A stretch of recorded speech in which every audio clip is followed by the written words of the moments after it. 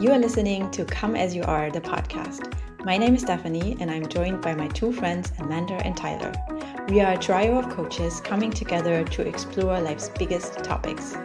Each episode, we hold true to our name, Come As You Are, by showing up and going live. Whatever we bring to the table that week is what we talk about. No scripts, no planning, just real and raw conversations. And audience participation is always encouraged. Our mission is to create a space where vulnerability and authenticity take center stage. And we believe in the power of deep conversations and soulful connections. So welcome to the show. We are happy that you're here, and we invite you now to just sit back, relax, and enjoy today's conversation. Hello. Good morning. I was going to say it's afternoon, good evening. What's everybody doing? Oh my gosh, it's another Friday, another week, another month. Never mind. Do you ever think how just quickly time escapes us? Like we're approaching like the final months of 2023.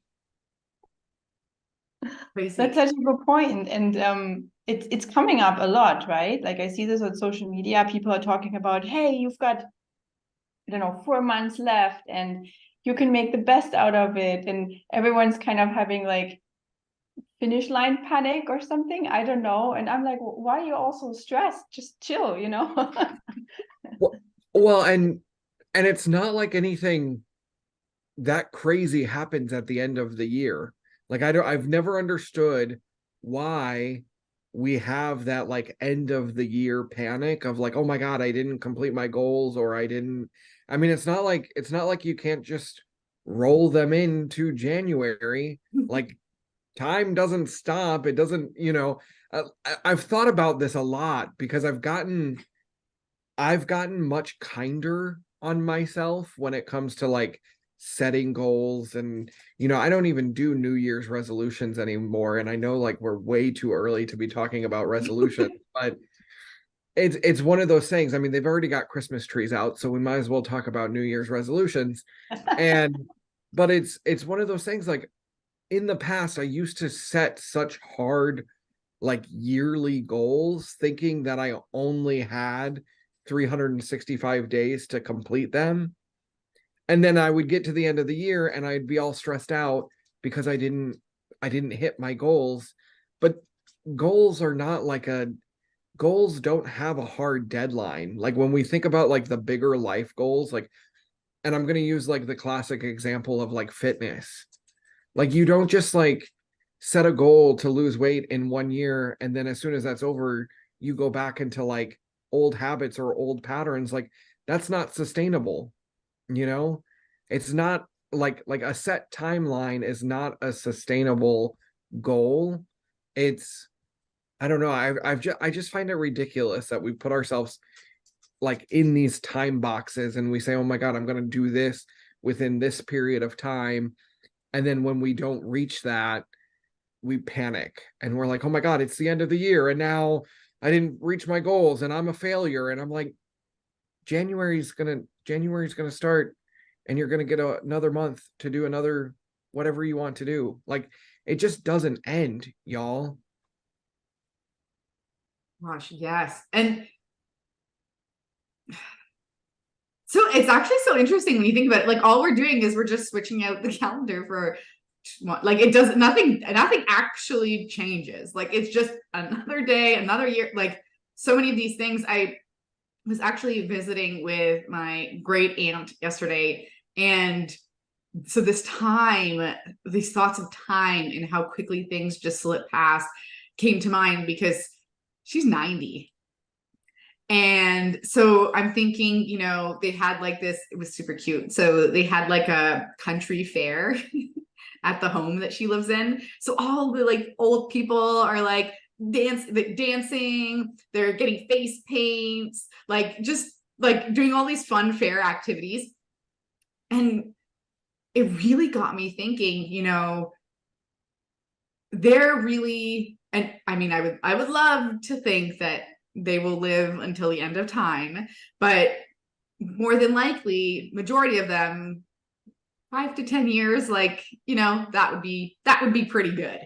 And it really just got me thinking about this time and reflecting on how time really does pass us by, and to imagine like 90 years of life.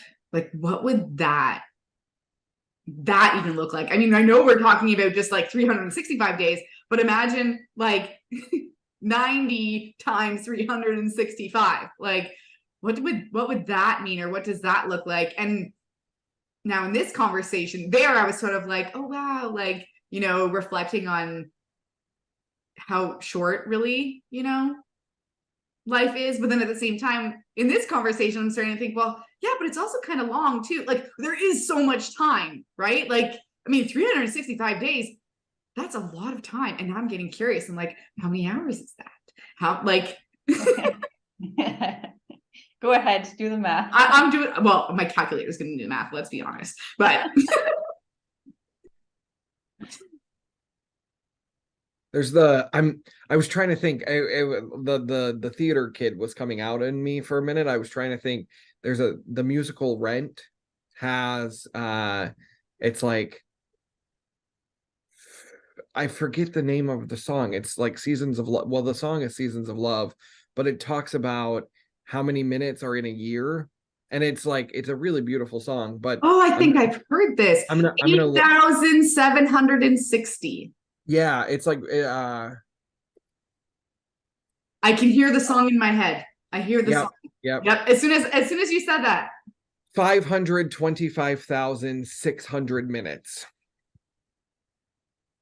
525,600 minutes. One more time. 525,600 minutes. Half a million. Half a million minutes. More than a 500,000 minutes we get in a year. I think that as humans, we can't even understand what that means. I think that there's a limit as to, even when you think about the next 10 years, maybe that's possible. But like, as soon as you get to like 20 years, 30 years, 40 years, 50 years, it's really hard. Like, at least for me, it's hard to imagine, okay, what do you do when you're like 65? Like, what does that look like for you? And I don't know, it's hard for me to think about so much time. And yes, I agree, it sounds like so much time. And I do think that we're all taking this way too serious. Like, we need to chill. That's my mantra for today. Let's just chill together about this. But there's like a limitation as to how much we can really imagine, I think. Not that I want to say that our imagination has limits, but thinking about time, like a construct, because it's a human-made construct, right? Like time, what that means, and thinking about the hours, the minutes, the days, whatever, then or comprehending like, okay, there's someone who is 90 years old, because by the time we are 90 years old, we have reinvented ourselves probably 1,500 times. We can't even imagine the things we would be doing by then, or the things we would be thinking about on a daily basis, and our environment and everything. So I would say that, yeah, I'm just chill about this today. I don't know. I took a chill pill this morning, I don't know. I had a lot of like, what's this, chamomile tea. So I'm like, let's just be zen about it today. It's a beautiful thought, to this idea of being zen about time and not letting time be the stressor in life. Mm. I work with clients every single day who are going through the program that I coach for, and they come in and they get 6 months in our program with oftentimes like a little bit of built-in room to extend and whatnot. But they come in and they're like, okay, I have 6 months to do all of this work. And they think, and this is what's so fascinating, and it's always like, working with people on a day-to-day basis is like the greatest psychological study like I've ever been a part of. It's wonderful.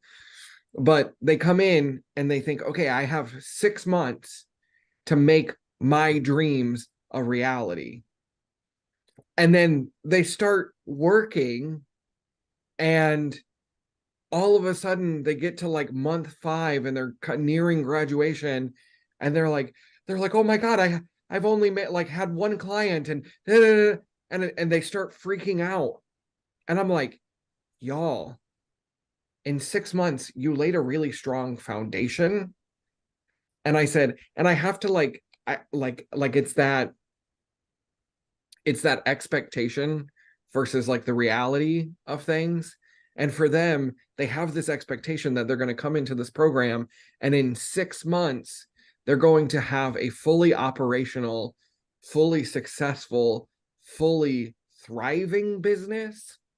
And all 3 of us, we've been in the coaching space now long enough to know that it takes longer than 6 months to find your footing, find your voice, find who you are as a coach, as an entrepreneur. And so I'm always telling them, and one of my go-to mantras now in that space when I'm working with clients, and I'm like, okay, you are here for 6 months and you're trying to cram a 6-year vision into a 6-month plan. And I said, okay, let's expand the timeline.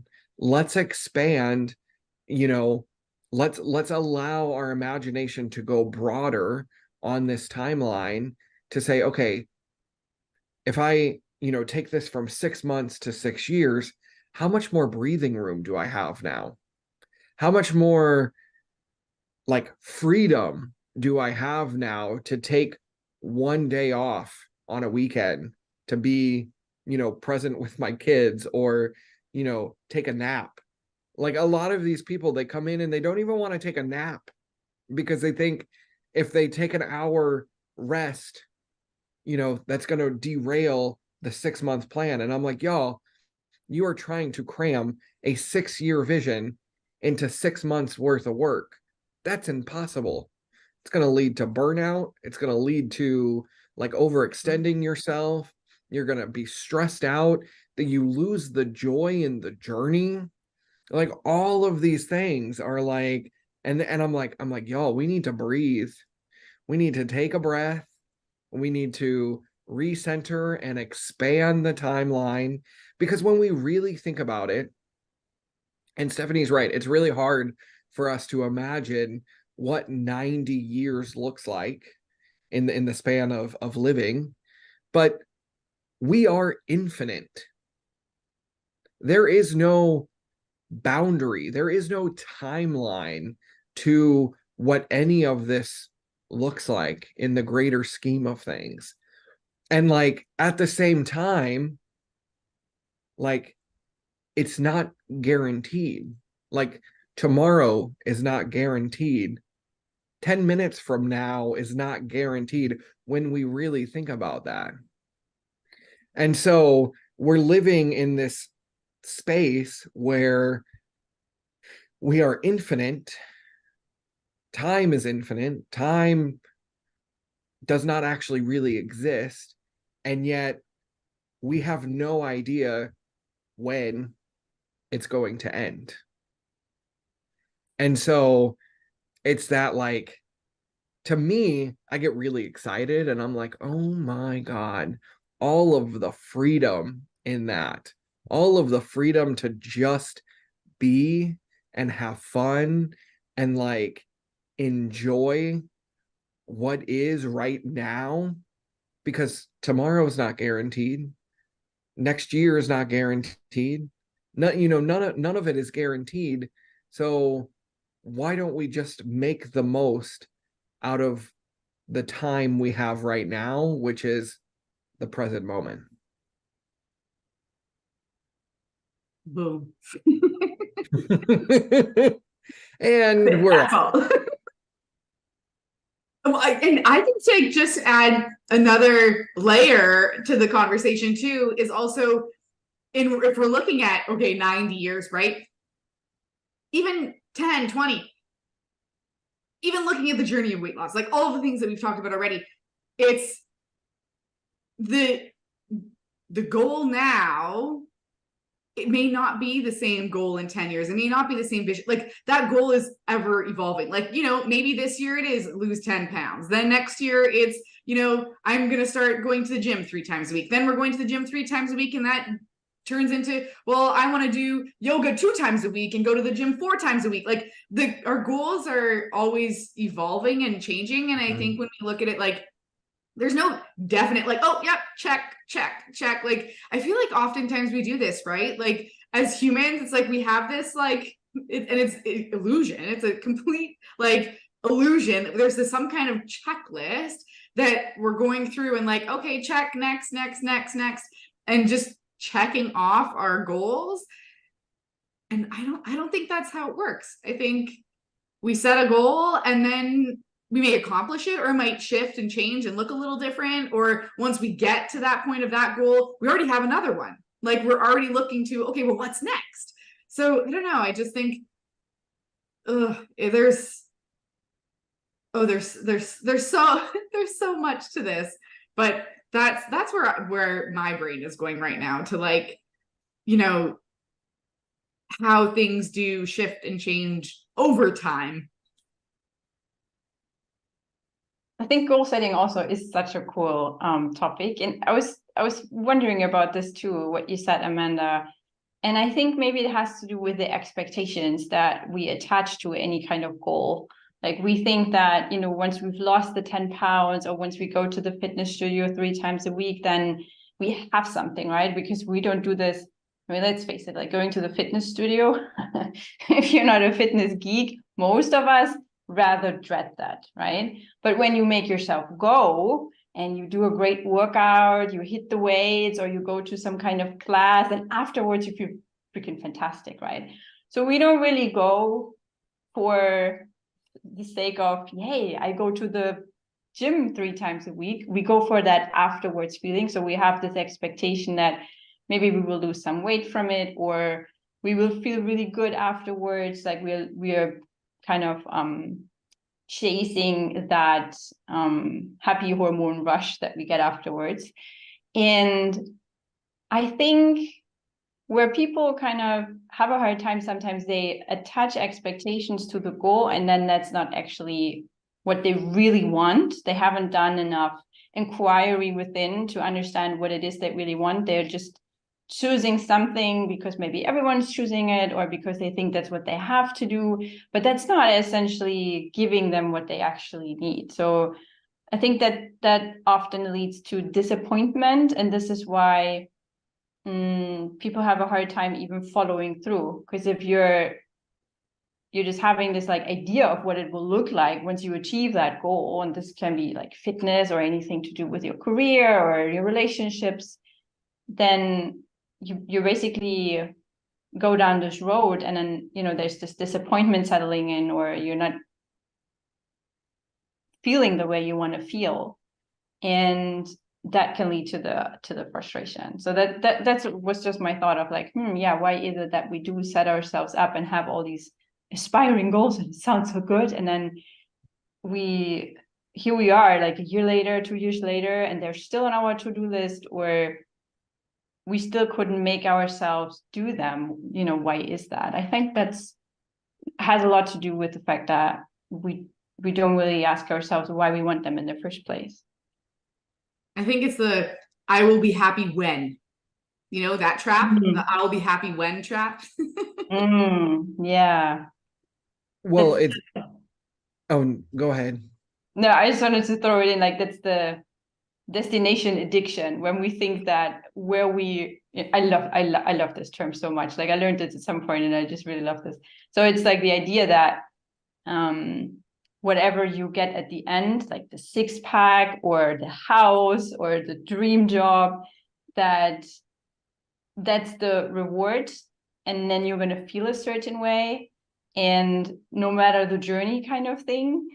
But we know that it's all about the journey, like, right? Like that's what we're here for. And yeah, so many people get this mixed up. Go ahead, Tyler. Well, I was going to say, so there is a lot of that, like future pacing, that future, I love that term, destination addiction.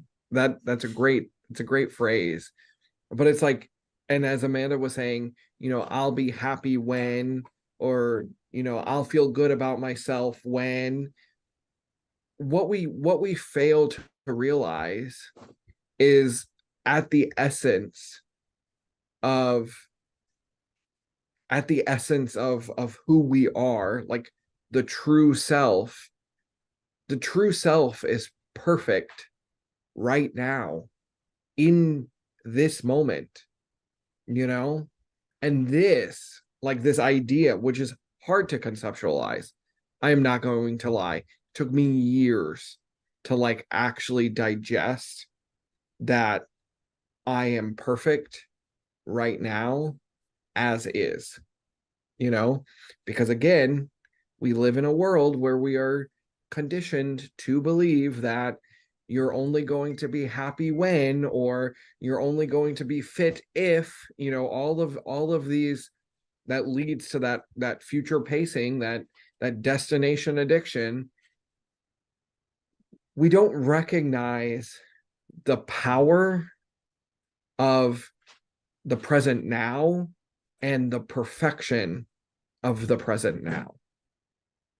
We're always chasing, we're always going after things that we don't actually want or need or desire, because we're trying to fill a void, because we think of ourselves as being imperfect.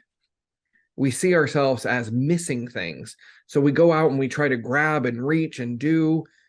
And when we sit with this idea that I am perfect now, but you don't have to do anything at that point. And that feels very like uncomfortable, and I get it, because again, we've been conditioned to believe in doing and achieving and striving, but at the essence, at the heart, we are perfect now. And so anything that we go out and do shouldn't be to try to overcompensate or overcome things, but we should be moving and achieving because it's truly what we desire, knowing that we are perfect in the now. And even when we go down this journey, and we'll use like the fitness one as the example, you're still going to be perfect on the other side. You're perfect now, and every step of the way you're still going to be pure perfection. It doesn't actually matter, the physique, the habits, all of these kind of things. It's recognizing and honoring your pure perfection in the now. And it's so uncomfortable, y'all. Well, and I think too, because it's so internal, like it's not something it's almost like we're searching for that oftentimes external validation, right? It's like, oh, I have the mansion. Oh, I have the 6-pack abs. Oh, I have the, like, we have all those external things to validate. Oh yeah, well, I'm going to take it to like the I'm worthy conversation, right? Like I'm worthy, or I'm enough, or I am perfect. Like just the way I am can only be true if, again, the checklist of all of these things that I can see, and it's external. And I think what we're really talking about here is that no, it's not the external, it's actually the internal part of it. It has nothing to do with the external. Yes, of course, external may be a reflection of it, but the internal is first where it comes from, because we could have all of the things on the checklist, but it still doesn't mean that we have that feeling, that inner truth that, yeah, I actually am perfect just the way that I am, or I do love myself just the way that I am, or I am worthy, or I am enough. Like we're often searching for, again, that next level. It's like, oh, well, I have the I don't know, $2 million house. Now I want a $10 million house, like as a really simple example. But it just like to illustrate, right? Like very basic. This is like very materialistic, but that's kind of the idea, right? That we're looking for that. Well, what's next? Even in the conversation of goals, right? Like we have the one goal, we start out with that, and then it turns into something else. And we almost skip the celebration of the present. We skip the celebration of who we actually are. We skip the celebration of, oh, wait, no, I did actually accomplish that goal. Now I'm moving on to the next. It's just, we sweep over that and it's like, okay, well, what's next? Like, that's done. Check, next. And we don't actually spend this time in that present moment, really appreciating not only the goals that we accomplish, but who we truly are, and that like authenticity, the genuineness, the uniqueness, our own like innate gifts, the differences that make us all so special and unique, and truly a gift to humanity. We skip over that, and yeah, I'm like, we're not on like another tangent, but like, because then I'm thinking, well, then we start to compare, right? Then it's, oh, well, I don't have what,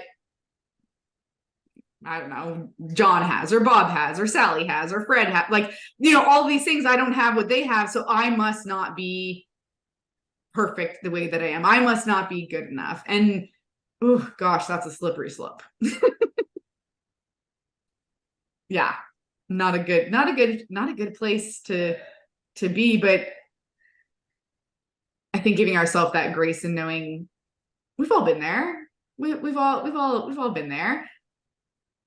So how do we, now the question is like, how do we get from that, right? How do we overcome that comparing, or that really believing that we truly are perfect just the way we are? An even bigger question, right? How do we actually believe that? How do we embody that? Okay, let me just quickly answer that in 10 seconds. No, I'm kidding. Like 10 seconds, you got it. Ooh, go. Well, whenever I have a 10-second answer, I will let you all know. Until then, it's going to be probably like a 20-minute answer. Before I go there, I was just thinking of something that I heard this week from someone. She said that she was describing the difference between self-confidence and self-worth. And I really love this description, so I'm just going to share. So she was saying that self-confidence comes from external. So let's say you got a new certificate of something, or you just got a new title, you're now a doctor, or you just got into a new relationship that gives you a lot of confidence. You just bought a house, like any kind of achievement that is not from within, but is like outside of you, right? It's kind of like a shiny thing that you can wrap around yourself, right? It's like something that you attach to yourself, like this new title or whatever. And that can give you momentarily confidence, make you feel good about yourself, right? But it's essentially not really you. It's just something you did, basically. It's not being, it's doing, or thinking or saying. And self-worth, this innate knowing, like you were describing, Amanda, right? Like you are perfect, you are whole, you are complete as you are in this moment. That's this internal, it's just there. And by the way, it's there for everyone. Like every human being has that. It's there.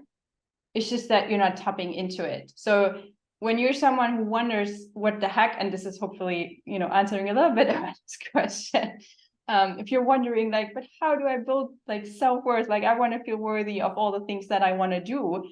It's not that you have to take a course, not that you have to do something to feel worthy. You just have to be it. You have to really believe that you are worthy right now. And that starts with what Tyler was saying so beautifully earlier. It's freaking uncomfortable to sit there with yourself, nothing else, and just listen within. And I think a big part of self-worth and getting to that place and connecting to that part of you that has no shadow of a doubt that you are worthy of all the things that you desire in your life, that getting still with yourself, it's going to be hella weird in the beginning, because there's all those doubt thoughts, the voice of fear that we all have. It's really good at not making us go there. It's really good at distracting us with all the things and all the shiny objects around us, right? But once you do, and once you tap into that power, there's really no stopping you. But I'd argue it takes time, and you might not get there on the first try or the second or the 10th or the 100th, but eventually. Did it answer your question a little bit? I don't know. I think we're scratching the surface. I think we're getting there. Yeah, definitely. I don't think there, I mean, is there even really like a definitive answer? Like, I don't know. Well, Tyler looks like he has one. Yeah, Tyler's got some thoughts. Spill the beans.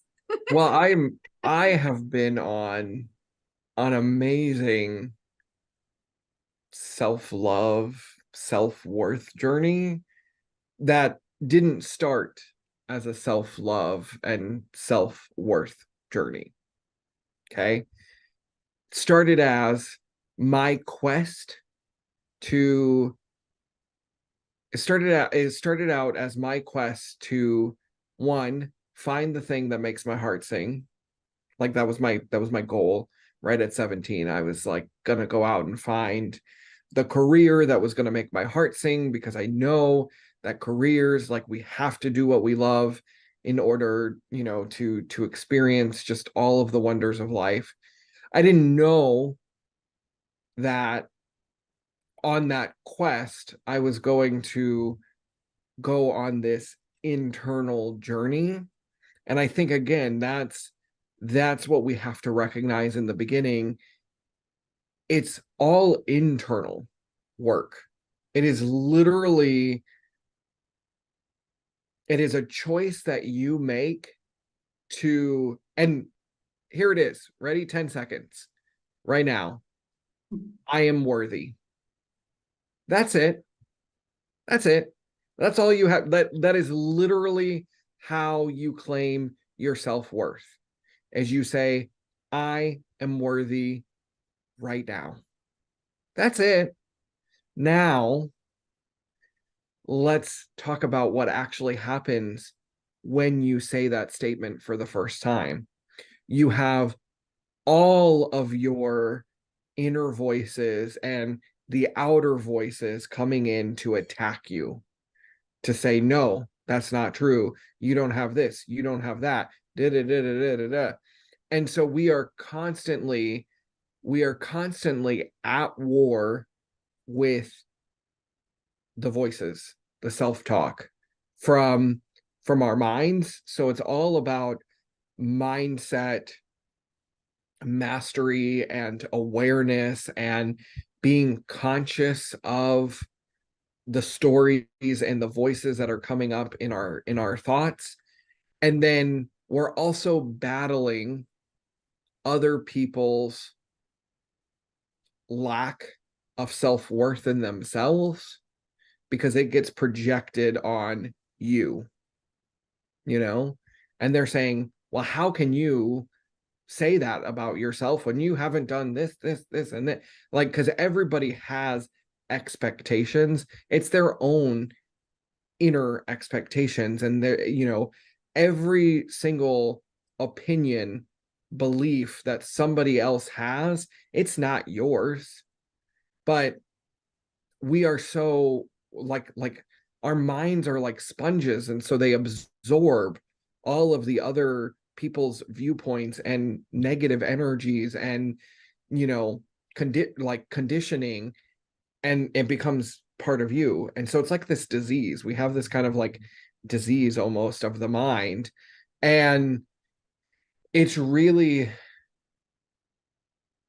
a constant discipline. It's a constant workout of self-worth. Like, we go to the gym to grow strong muscles and physiques, but we do not have like a mind gym, which we need.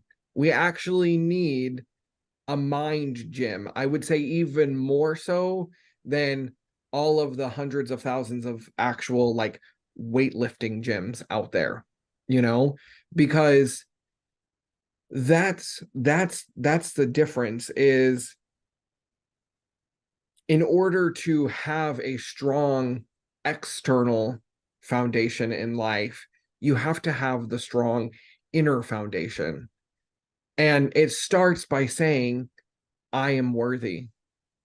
I am loved.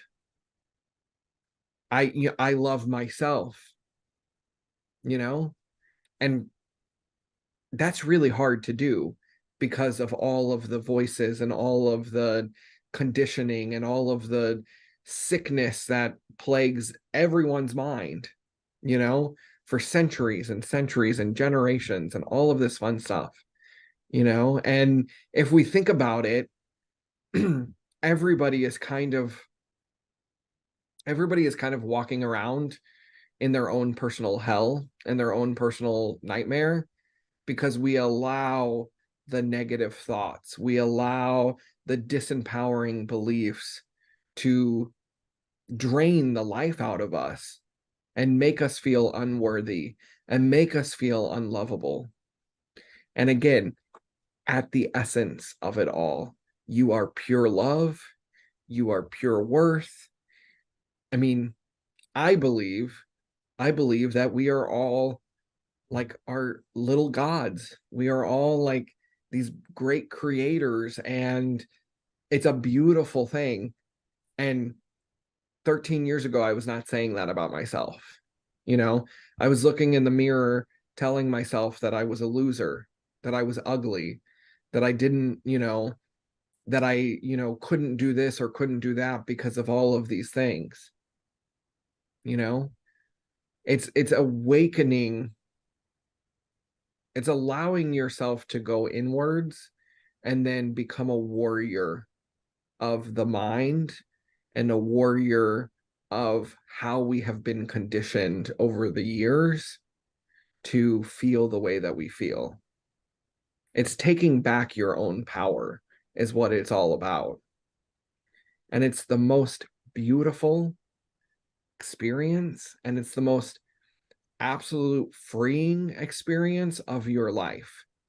And like, that's what I want everybody to know, is that, true freedom doesn't come from money. It doesn't come from all of the external things. It comes from the inner belief that I am worthy, I am love, I am powerful. And then you just recreate your life based off of what you want. That's it. It's literally being the author of your own destiny and not letting others tell you what you can and cannot do, or even letting your mind tell you what you can and cannot do, because you are powerful and you are that just so much energy.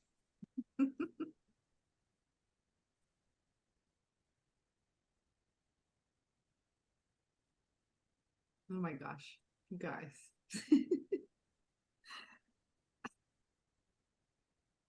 if I often think, like, if there was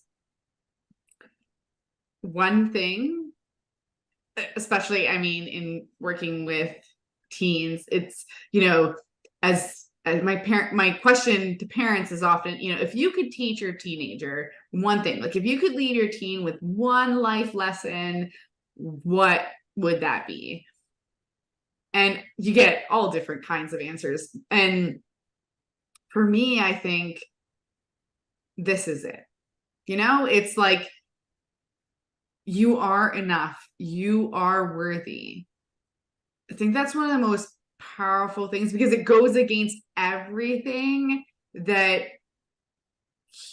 the human mind wants us to think and believe, or even just the society as a whole. Like, just, there's so many things, but it's truth.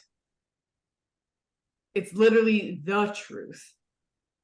And if we believe that,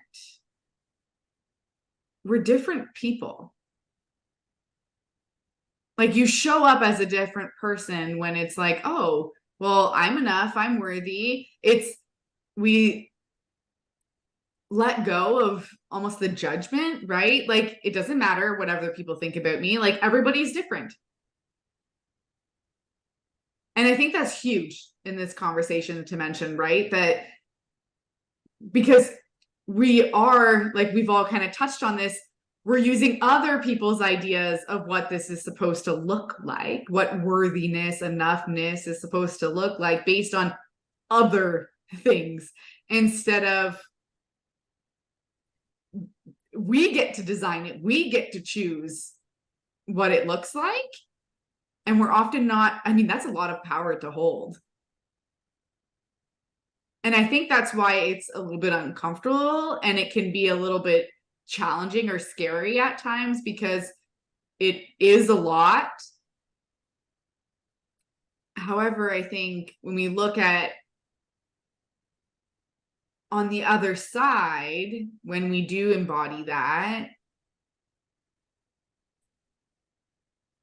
it's totally worth it.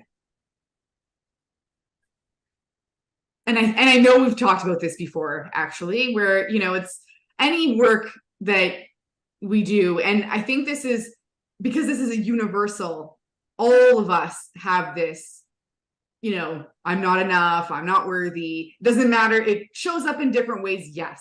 But at the core, all of us as human beings share this feeling at one point or another in our lives where you feel like, I'm not enough, I'm not worthy.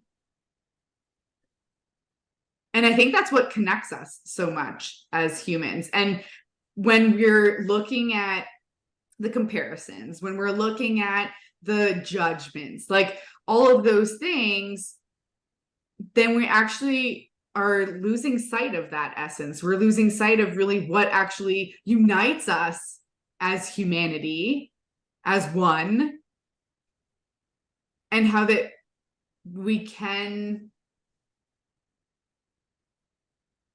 we want to say almost that, you know, how we can empower each other and lift each other up. And I think in having conversations like this, in just being real with the fact that, yeah, we've all struggled with feeling like we're not enough and we're not worthy. And I know that everyone listening, and often I don't like to speak for other people because, you know, I don't know you, I don't know your life. But in this situation, I am like firm in my belief that I can speak for everyone on this planet when I say we've all struggled with this.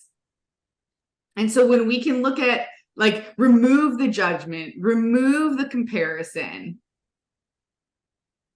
and really just look at the beauty of who we are, I'm always reminded that there is a 1 in 400 trillion chance that each one of us is here on this earth in this very moment. That to me blows my mind. I mean, that's even bigger than how many minutes are in a year. Like, it's just mind blowing. Like, that's huge. And it's not an accident. It's not by accident. It's by design. And so when we can trust and we can lean into that truth, and yeah, we're not saying it's, you know, the most simplest thing in the world, just like anything else, it's a journey, it's a process. And I think what we're getting at here is that giving hope that it is possible. And it doesn't mean that it's going to be every day that we might feel like we're the most worthy being in the whole entire universe. You know, I mean, that would be fantastic. But at the same time, we are still human. And so there are certain things that it might still come up. But it's that, going back to what you were saying, Tyler, with that mind gym, I'm like, I love this idea. I'm like, that's our next project. We need to create like a mind gym. But I think this is where like, this is therapy. This is coaching. This is right. Like this is reading personal development books. This is courses. Like it's just not all like maybe in one place, like a gym. Oh, here's all your like, different machines for going to the gym, as a mind gym would be. But still, right, like there are things out there for us to create this for ourselves, and I think that's where that comes in, right? Like, so even though yes, we may still struggle with these feelings of being unworthy or not enough, but because we go to this mind gym in however way you look at that for yourself, or whatever ways that you create that for yourself, again, that creation, right, that we can bounce back quicker, or we are easier to like snap back at that negative, self-talk and be like, wait a minute, that's not true. And so we can rebound a lot quicker. And I think that's the whole journey. That's the whole process. It's not that we eliminate, right? Like, it's not that we eliminate that. It's part of being human. But it's that we get to almost get into conversation with it, just as we are, and having that conversation of like, well, no, wait, hold on a second, because now we have that awareness of what that negative voice sounds like. And we realize that that isn't us. That isn't our core. That isn't our, we talked about it as the spark. We talked about it as our inner light. Like, there's so many ways that this is described. But I think that when we really find that essence and nurture it and love it and express it in the world is a much better place. And I would love to think that in even us having these conversations and being in this space, that sharing that space with the world, that my prayer is one day we can get to a place that everyone has been able to create the most beautiful mind gyms for themselves, and we eliminate the what was it, destination, what was the destination addiction. Yeah, we eliminate the destination addiction and just live in the present moment as a full expression of who we are. That's my vision. Can I just add something here? Please. Quick, because as Amanda was talking, I went through like got emotional, cried a little bit, then looked up 4 trillion or 400 trillion in numbers, like spelt out. That's 14 zeros, by the way, behind the number 4. It's a lot. But then I was thinking, as we were talking about this mind gym, think about this for a minute. If everybody had a deeply developed sense of self-worth, it would destroy all of the major industries in our marketplace. Ooh. Like, there would not be a need for designer clothes, luxury vehicles, multi-million-dollar homes. There would not be a need for even physical gyms. I mean, yes, maybe to then, just keep people healthy and active because they choose to do that, not because they feel like they have to do that. But it would destroy a lot of our major industries in the world, because we buy products, we go to gyms, we do all of these things because we're trying to maintain an image, because we lack the self-love and the self-worth to just be okay with who we are right now.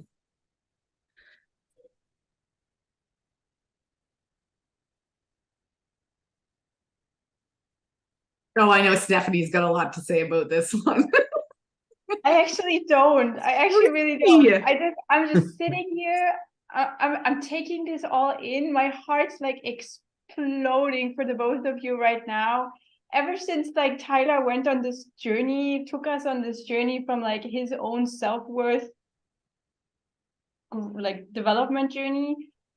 And then Amanda, you coming in, and I'm just like, so if there's ever a day that you don't feel so good about yourself, like if you listen to just that part, I think it will flip everything around. It's like, that was all just so beautiful. And I just want to reiterate, just as we're sitting here, like I can so feel this when we say here, I am enough, I am worthy, and have this like connection from one heart to another.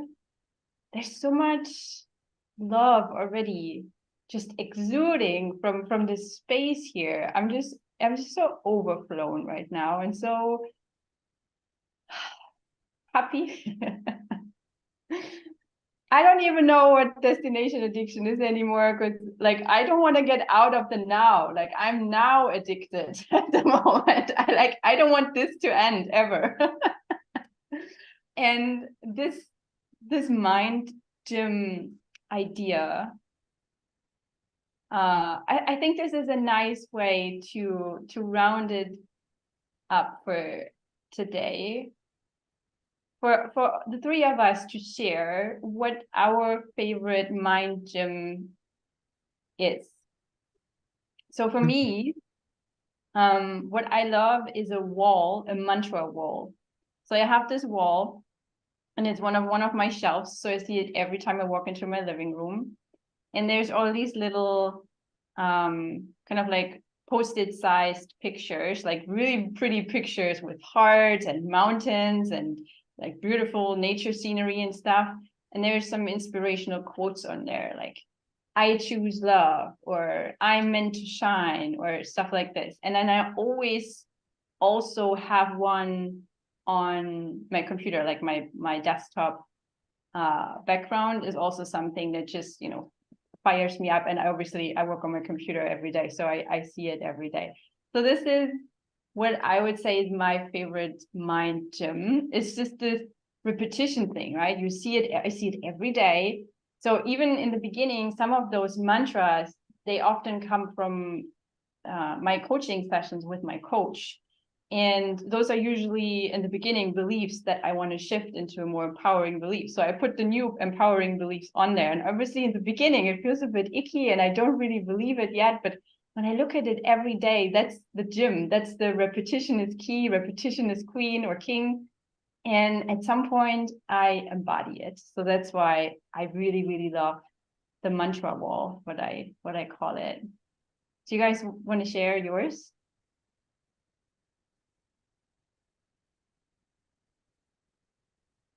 I feel like I have so many. What do I pick? What do I choose?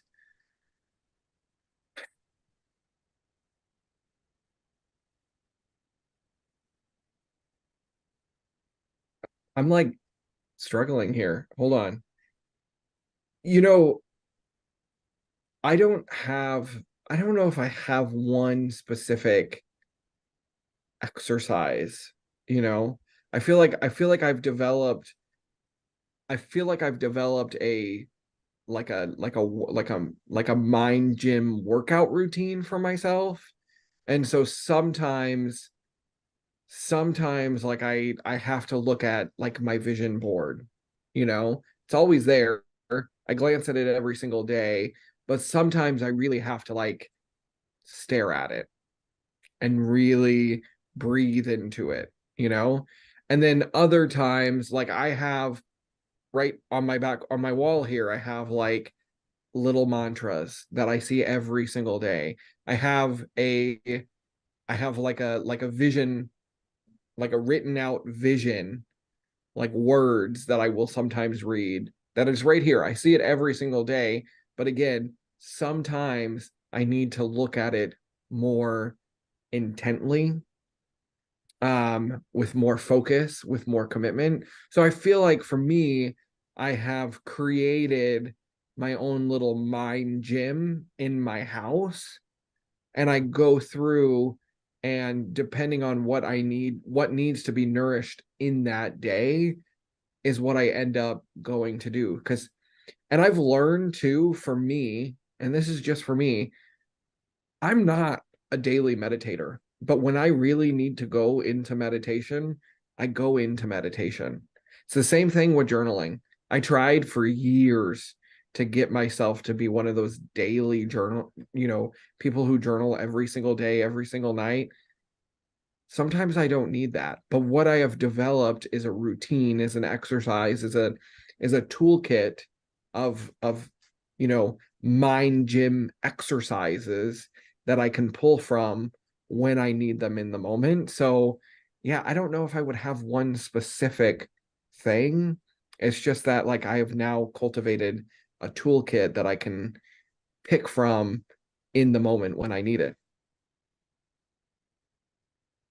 I love that. I love that it's so intuitive, right? And sometimes it is, right? It's tuning into, well, what do I need in this moment? So I'm similar in like, I have a toolkit, but I also like stuff like I have the quotes on my walls. I have like the vision boards, the journaling, so many things, whether it's coaching session, therapy session, like there's so many, I think, options. But one other thing that I'll add to this, because I feel like we touched on so many good ideas, but one thing that I really love is creating like I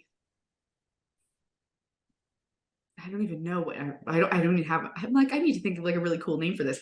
But essentially what it is, it's like a box where I put like pictures of like really great memories, or even like letters or things like that from past clients, like testimonials or things like that. So it's kind of like, if I'm having one of those like days where I need to get to the mind gym, like I'm just going to open the box and remind myself of all the amazing things, whether it's things that like I've done or places I've been, things I've seen, things people have said to me. Like sometimes someone will say something really nice to me and I'll write it down and I'll put it in the box. So I don't know. I really loved that over time. I don't even know what. Yeah, I need a cool name for it, but you know what I'm saying? Like being able to put everything into one place where okay, I'm needing a little pick me up, and so that's a place that I know that I can always go to. But I always have my and that's not something that I do every day. I have my morning and night routine for that, and that's there's certain things like I have my meditation practice, but sometimes it looks different. Sometimes it's a meditation, sometimes it's a hypnosis. So it can shift and change too, I think. And I think that's important to mention, right? That it doesn't always have to look the same. And what works for us may not work for you, though we kind of have similar ones, but they might look different, right? For everyone. And I think that's really important. And I feel like as we're coming to a close here, I just want to really send out that love that that love space, all of that, the warm, fuzzy feelings that we created in today's conversation, and really just sending that to everyone, to both of you, to everyone who's listening. Just so much love in our hearts for all of you. And I'm sure I can speak for both of you on that one, because I felt that too. I totally felt that. So from our hearts to everyone who is watching or listening, thank you so much. And we will see you next time. Bye. Bye.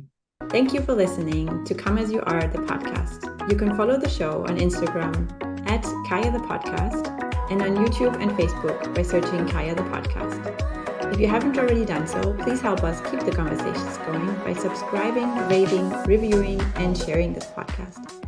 And be sure to join us next